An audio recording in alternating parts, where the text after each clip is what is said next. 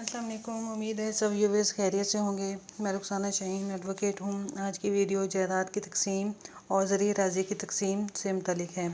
اس کے دو حصے ہیں۔ پہلا حصہ جائیداد کی تقسیم سے متعلق ہے اور دوسرا حصہ ذریعہ راضی کی تقسیم سے متعلق ہے۔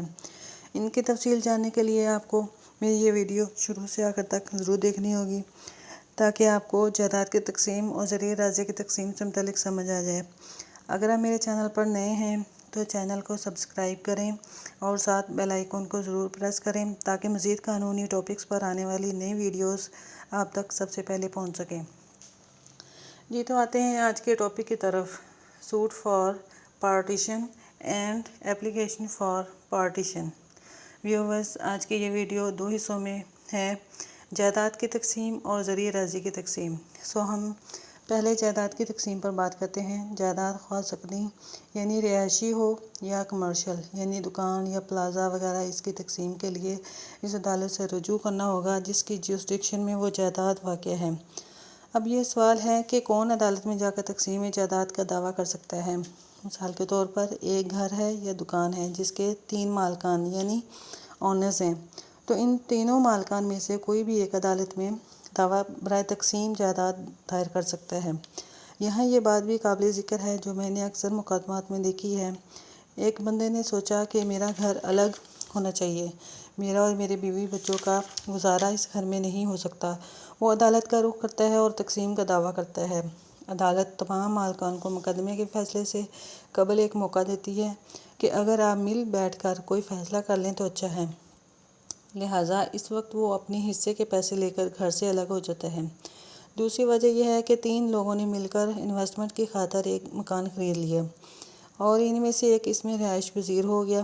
اب کچھ عرصے بعد ایک مالک نے سوچا کہ گھر کے 3 مالک ہیں، فائدہ تو ایک اٹھا رہا ہے، نہ گھر بیچتا ہے نہ کرایہ دیتا ہے، اس لیے وہ اپنے حصے کی خاطر عدالت سے رجوع کرتا ہے۔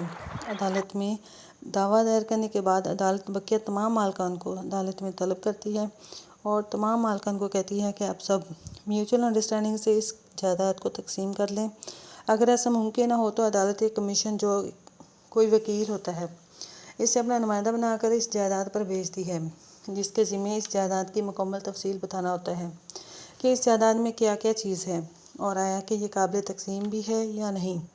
یقینی جائیداد کی تقسیم کے بعد کسی مالک کے ساتھ زیادتی نہ ہو۔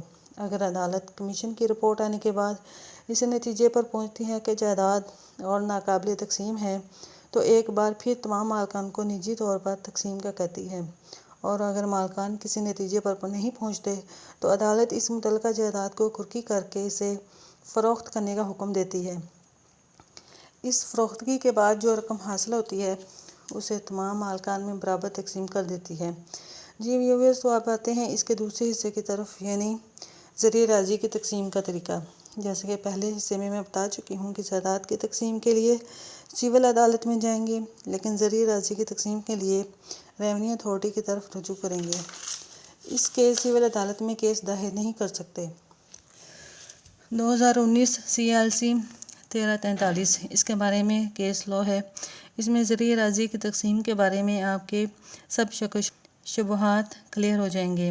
تقسیم راضی کے لیے ریونیو آفیسر یعنی تحصیلدار صاحب جو اس ایریا کا متعلقہ تحصیلدار ہوتا ہے، اسے درخواست بابت تقسیم راضی دی جاتی ہے، جس کے بعد تجویز طریقہ تقسیم تیار کی جاتی ہے۔ تقسیم راضی میں ایک بات کا خیال رکھا جانا بہت ضروری ہے کہ تمام مالکان یعنی کو شیئرر کے حقوق کا خیال رکھا جانا چاہیے۔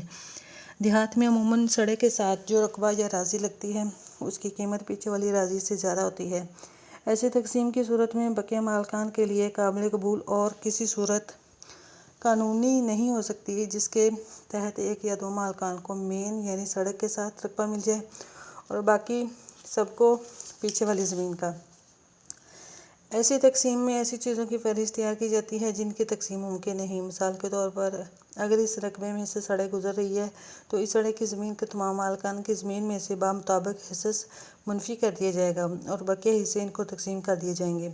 امید ہے سب ویورز کو جائیداد کی تقسیم یا راضی کی تقسیم کا طریقہ سمجھ آ گیا ہوگا۔ اس ٹاپک سے متعلق کوئی سوال ہو تو کمنٹس باکس میں کمنٹ کریں، میرے چینل کو لائک اور سبسکرائب کریں تاکہ میرے چینل کی حوصلہ افزائی ہو، اور آپ سب کا بہت بہت شکریہ۔ اللہ حافظ۔